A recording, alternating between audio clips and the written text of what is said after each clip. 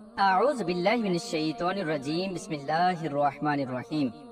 اللہ تبارک و تعالیٰ کے نام سے شروع جو بڑا مہربان اور نہایت رحم کرنے والا ہے۔ ایک ایسا خوفناک اور پر اسرار پہاڑ جو پوری دنیا کو گھیرے ہوئے ہے۔ پیارے دوستو، یہ واقعہ ایک ایسے عجیب و غریب پہاڑ کا ہے جو اللہ تبارک و تعالیٰ کی نشانیوں میں سے ایک بہت بڑی نشانی ہے، جہاں جنات، پریاں اور اللہ تبارک و تعالیٰ کی پیدا کردہ دیگر خوفناک مخلوقات آباد ہیں۔ پیارے دوستو، آج کی اس ویڈیو میں ہم آپ کو بتائیں گے کہ کوہ کاف پہاڑ کیا ہے اور یہ کتنا بڑا ہے، اس کے اندر اللہ تبارک و تعالیٰ نے کون کون سی مخلوقات کو پیدا فرمایا ہے، اور وہ مخلوقات کیسی ہیں، وہ کیا کھاتی پیتی ہیں، اور وہ لوگ کیسے زندگی گزارتے ہیں، اور کوہ کاف پہاڑ کہاں پر ہے، کیا کوہ کاف پہاڑ کی دنیا ہماری دنیا سے الگ ہے، اور کیا اس دنیا کی تاریخ میں کوئی شخص کوہ کاف پہاڑ کی دنیا میں داخل ہوا یا نہیں، اور کیا اللہ تبارک و تعالیٰ نے کوہ کاف پہاڑ کا ذکر قرآن پاک میں فرمایا ہے، اور آج کے اس دور میں کوہ کاف پہاڑ کس ملک میں ہے۔ پیارے دوستو، ان تمام تر سوالات کے جوابات آج کی اس ویڈیو میں ہم آپ کو بتائیں گے، لہٰذا اس دلچسپ اور معلوماتی ویڈیو کو دیکھنے کے لیے آپ سے ہماری یہ گزارش ہے کہ ہماری اس ویڈیو کو اینڈ تک ضرور دیکھیے گا۔ پیارے دوستو، اللہ تبارک و تعالیٰ کا پاک کلام قرآن پاک ایک ایسا کلام ہے کہ جس کے اندر اس دنیا و کائنات کے بہت سارے راز پوشیدہ ہیں۔ اللہ تبارک و تعالیٰ نے قرآن پاک کے اندر ایسے بہت سارے الفاظات کا ذکر فرمایا جن کے معنی اور مطلب صرف اللہ تبارک و تعالیٰ اور اس کے رسول ہی جانتے ہیں۔ اللہ اور اس کے رسول کے علاوہ ان الفاظ کے بارے میں کسی کو کچھ معلوم نہیں۔ انہی الفاظ کو ہم لوح قرآنی کہتے ہیں۔ پیارے دوستو، اللہ تبارک و تعالیٰ نے ان الفاظ کو قرآن پاک کے اندر ایک خاص مقصد کے لیے استعمال فرمایا۔ ان الفاظ کے اندر اللہ تبارک و تعالیٰ کی بہت سارے راز پوشیدہ ہیں جو کہ کل قیامت کے دن ہی کھلیں گے۔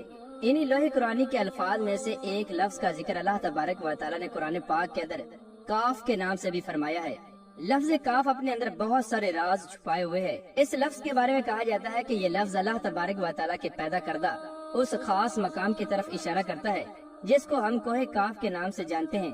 ویسے تو کوہ کاف پہاڑ کے بارے میں بہت ساری کہانیاں مشہور ہیں جن کے اندر جنوں، پریوں اور شہزادیوں کا ذکر ملتا ہے، لیکن اس پہاڑ کی حقیقت کچھ اور ہی ہے۔ پیارے دوستو، کوہ کاف پہاڑ کے بارے میں یہ کہا جاتا ہے کہ اس کا حجم اور سائز اتنا بڑا ہے کہ یہ ساتوں زمین و آسمان کو گھیرے ہوئے ہے، اور اس نے پوری دنیا کو اپنے اندر سما رکھا ہے۔ جیسا کہ اللہ تبارک و تعالیٰ قرآن پاک کی سورہ نبأ کے اندر ارشاد فرماتا ہے، اور ہم نے زمین کو فرش بنایا اور اس میں پہاڑوں کو میخوں کی طرح گاڑ دیا۔ پیارے دوستو، جب اللہ تبارک و تعالیٰ نے زمین کو پیدا فرمایا تو اس کے نیچے پانی تھا جس کی وجہ سے زمین ہلنے لگی۔ پھر اس کے بعد اللہ تبارک و تعالیٰ نے زمین کو مضبوطی اور قرار دینے کے لیے پہاڑوں کو پیدا فرمایا۔ جیسا کہ اس بات کی طرف اشارہ کرتے ہوئے اللہ تبارک و تعالیٰ قرآن پاک کی سورہ انبیاء کی آیت نمبر 31 میں کچھ یوں ارشاد فرماتا ہے، اور ہم نے زمین میں پہاڑ بنائے کہ وہ انہیں ہلنے نہ دیں، اور ہم نے ان میں کشادہ راستے بنائے تاکہ وہ راہ پائیں۔ پیارے دوستو، اس روح زمین میں پیدا کیے جانے والے پہاڑوں میں سے سب سے بڑا پہاڑ کوہ کاف کا پہاڑ ہے۔ اس پہاڑ کی جڑیں ساتوں زمین کے نیچے ہیں اور باقی تمام تر پہاڑ اس پہاڑ کی شاخیں ہیں، لہذا یہ پہاڑ زمین کی چاروں طرف پھیلا ہوا ہے اور زمین سے بہت دور ہے، جہاں پر جانا کسی بھی انسان کے بس کی بات نہیں۔ اور کوہ کاف پہاڑ کی یہ دنیا اندھیرے کے اندر ڈوبی ہوئی ہے، جہاں چاند، سورج، ستاروں کا کوئی تصور ہی نہیں، بلکہ اس پہاڑ کی دنیا اندھیرے کی دنیا ہے جہاں ہر طرف اندھیرا ہی اندھیرا ہے۔ پیارے دوستو، کوہ کاف کی دنیا ہماری دنیا سے بالکل الگ ہے۔ یہاں کے لوگ الگ طرح کی زندگی گزارتے ہیں، اور اس دنیا کے اندر اللہ تبارک و تعالیٰ کی پیدا کردہ عجیب و غریب مخلوقات آباد ہیں۔ جیسا کہ کوہ کاف کی دنیا کا ذکر حدیث پاک کے اندر کچھ یوں ملتا ہے۔ روایات میں آتا ہے کہ حضرت ابن عباس رضی اللہ تعالیٰ عنہ بیان فرماتے ہیں کہ ہم مسجد نبوی کے اندر حلقہ بنا کر بیٹھے ہوئے تھے، اور حضور اکرم صلی اللہ تعالیٰ علیہ وآلہ وسلم ہمارے پاس تشریف لائے، تو حضور اکرم صلی اللہ تعالیٰ علیہ وآلہ وسلم نے پوچھا کہ کیا کر رہے ہو؟ تو ہم نے عرض کی کہ یا رسول اللہ صلی اللہ تعالیٰ علیہ وآلہ وسلم، ہم سورج کے متعلق غور و فکر کر رہے ہیں کہ سورج کیسے طلوع ہوتا ہے اور کیسے غروب ہوتا ہے۔ اس پر حضور اکرم صلی اللہ تعالیٰ علیہ وآلہ وسلم نے ارشاد فرمایا کہ تم لوگوں نے اچھا کیا، اسی طرح اللہ تبارک و تعالیٰ کی پیدا کردہ مخلوق میں غور و فکر کرو، لیکن خالق میں غور و فکر نہ کرنا، کیونکہ اللہ تبارک و تعالیٰ جس کے لیے جو چاہتا ہے پیدا فرماتا ہے۔ تم اس بات سے تعجب کرو کہ کوہ کاف کے آگے 7 سمندر ہیں، ہر سمندر 500 سال سفر کرنے کی مسافت جتنا طویل ہے، اور پھر اس سے آگے 7 زمینیں ہیں جن کا نور ان کے رہنے والوں کے لیے چمکتا ہے۔ حضور اکرم صلی اللہ تعالی علیہ وآلہ وسلم نے ارشاد فرمایا کہ کوہ کاف کے آگے 70,000 مخلوقات ہیں۔ یہ تمام تر مخلوقات اڑتی ہیں اور ان کو پرندوں کی شکل میں پیدا کیا گیا ہے۔ یہ مخلوق اور اس کا بچہ پیدا ہوتے ہی ہوا کے اندر اڑنے لگتا ہے۔ یہ مخلوقات اللہ تبارک و تعالیٰ کی حمد و ثنا بیان کرنے میں ذرہ برابر بھی وقفہ نہیں کرتی۔ یہ مخلوقات ایسی ہیں کہ ان مخلوقات کا کھانا بھی ہوا ہے، ان کا پینا بھی ہوا ہے، اور ان مخلوقات کا لباس بھی ہوا ہے، یہاں تک کہ اس مخلوقات کے برتن بھی ہوا کے ہیں۔ یہ مخلوقات یہ نہیں جانتی کہ اللہ تبارک و تعالیٰ نے حضرت آدم علیہ السلام کو پیدا کیا ہے، اور یہ مخلوقات شیطان کے بارے میں بھی نہیں جانتی، اور نہ ہی یہ شیطان کی کسی اولاد کو جانتے ہیں۔ اللہ تبارک و تعالیٰ نے کوہ کاف کو دنیا کے گرد تخلیق کیا ہے۔ کوہ کاف کے درمیان یہ دنیا اس طرح موجود ہے جس طرح انگوٹھی کے درمیان انگلی۔ کوئی بھی انسان وہاں تک پہنچ نہیں سکتا، کیونکہ کسی بھی انسان کو وہاں تک پہنچنے کے لیے 4 مہینے اندھیرے میں سفر کرنا پڑے گا۔ یہ وہ پہاڑ ہے جہاں نہ کوئی سورج ہے اور نہ کوئی چاند ہے، یہاں تک کہ یہاں پر آباد مخلوق چاند اور سورج کے بارے میں کچھ نہیں جانتی کہ اللہ تبارک و تعالیٰ نے چاند اور سورج کو بھی تخلیق فرمایا ہے۔ یہاں پر آباد اس مخلوق تک جو روشنی پہنچتی ہے وہ کاف پہاڑ کی روشنی ہے۔ یہاں پر آباد مخلوق جڑی بوٹیاں کھاتی ہے اور ان کے جسم پر کوئی لباس نہیں ہوتا۔ اس پر صحابہ کرام نے حضور اکرم صلی اللہ تعالی علیہ وآلہ وسلم کی بارگاہ میں عرض کی کہ یا رسول اللہ صلی اللہ تعالی علیہ وآلہ وسلم، کیا وہ لوگ فرشتے ہیں؟ تو حضور اکرم صلی اللہ تعالی علیہ وآلہ وسلم نے ارشاد فرمایا کہ نہیں، وہ فرشتے نہیں، لیکن وہ اللہ تبارک و تعالیٰ کی فرما برداری فرشتوں کی طرح کرتے ہیں۔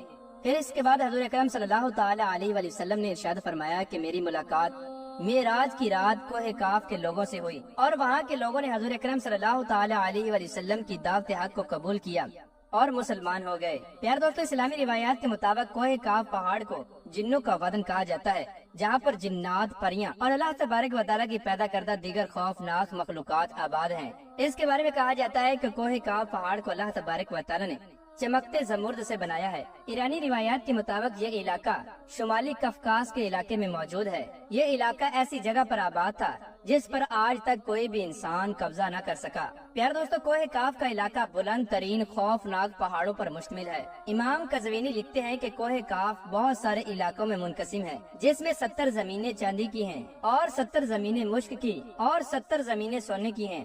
پیارے دوستو، حضرت جلال الدین رومی رحمۃ اللہ تعالی علیہ بیان فرماتے ہیں کہ حضرت ذوالقرنین علیہ السلام نے آب حیات کی تلاش میں مشرق کا سفر کیا۔ اس سفر کے دوران آپ کوہ کاف پہاڑ تک جا پہنچے۔ جب آپ کوہ کاف پہاڑ پر پہنچے تو آپ نے دیکھا کہ حضرت اسرافیل علیہ السلام اپنے منہ میں سور لیے قیامت کا انتظار کر رہے ہیں۔ پیارے دوستو، بات کرتے ہیں کہ کوہ کاف کہاں پر ہے اور ہماری اس روئے زمین کے کس حصے میں واقع ہے، تو اس کے بارے میں مختلف روایات ملتی ہیں۔ زیادہ تر مورخین یہ مانتے ہیں کہ کوہ کاف پہاڑ موجودہ روس کے پہاڑی علاقے کفکاز کو کہا جاتا ہے، جس کو ماؤنٹ کوکاکس بھی کہا جاتا ہے۔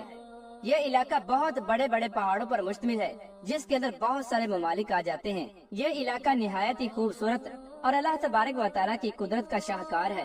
اللہ تبارک و تعالیٰ نے اس علاقے کو نہایت ہی خوبصورت بنایا ہے۔ اس علاقے کے پہاڑی سلسلے کو دیکھنے سے ایسا لگتا ہے جیسے کہ انسان جنت کا مشاہدہ کر رہا ہو۔ یہاں جانوروں اور پرندوں کی بے شمار اقسام پائی جاتی ہیں، جبکہ بعض مورخین کے مطابق کوہ کاف انٹارکٹیکا کے علاقے میں موجود ہے، جہاں برف کے بہت بڑے بڑے خوفناک پہاڑ ہیں۔ کوہ کاف پہاڑ ان ویران اور برفیلے پہاڑوں میں موجود ہے جو کہ ہر وقت اندھیرے میں ڈوبا رہتا ہے۔ پیارے دوستو، بعض مورخین کے مطابق کوہ کاف پہاڑ اس دنیا کو ایک نئی دنیا سے جوڑتا ہے۔ ان مورخین کا یہ دعویٰ ہے کہ جس دنیا کے اندر ہم جی رہے ہیں یہ 4 ڈائمینشن پر مشتمل ہے، جبکہ اس دنیا کے اندر حقیقی طور پر 11 ڈائمینشن ہیں جن کے بارے میں ہم انسان نہیں جانتے۔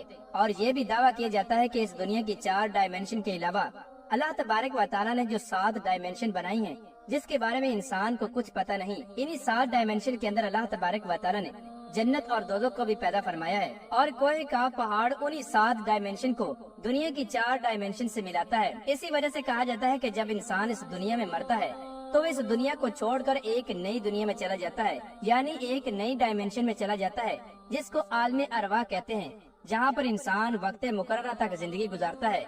اور کوہ کاف پہاڑ کے بارے میں یہ بھی کہا جاتا ہے کہ قیامت کی سب سے خوفناک نشانی اور قیامت کی سب سے خوفناک مخلوق یاجوج ماجوج کوہ کاف پہاڑ میں قید ہے۔ पूर्व क़यामत में जब अल्लाह तबारक व तआला चाहेगा तो अल्लाह तबारक व तआला के हुक्म से ये मखलूक उस पहाड़ को तोड़ देगी और इस दुनिया के अंदर जाहिर हो जाएगी और इस दुनिया के अंदर कत्लो गारत और फितना फसाद बर्पा करेगी। प्यारे दोस्तों, हकीकत तो यह है कि कोहे काफ पहाड़ अल्लाह तबारक व तआला के राजों में से एक राज है, जिसके बारे में आज तक किसी को कुछ पता न चल सका। इस राज की हकीकत क्या है, इसके बारे में सिर्फ अल्लाह तबारक व तआला और उसका रसूल ही बेहतर जानता है। और कल बरोज़े क़यामत में तमाम तर इंसानों पर अल्लाह तबारक व तआला के तमाम तर राज जाहिर कर दिए जाएंगे और फिर हर एक इंसान अल्लाह तबारक व तआला की शान को पहचान लेगा और अल्लाह तबारक व तआला की किबरियाई को देख लेगा। अल्लाह तबारक व तआला से दुआ है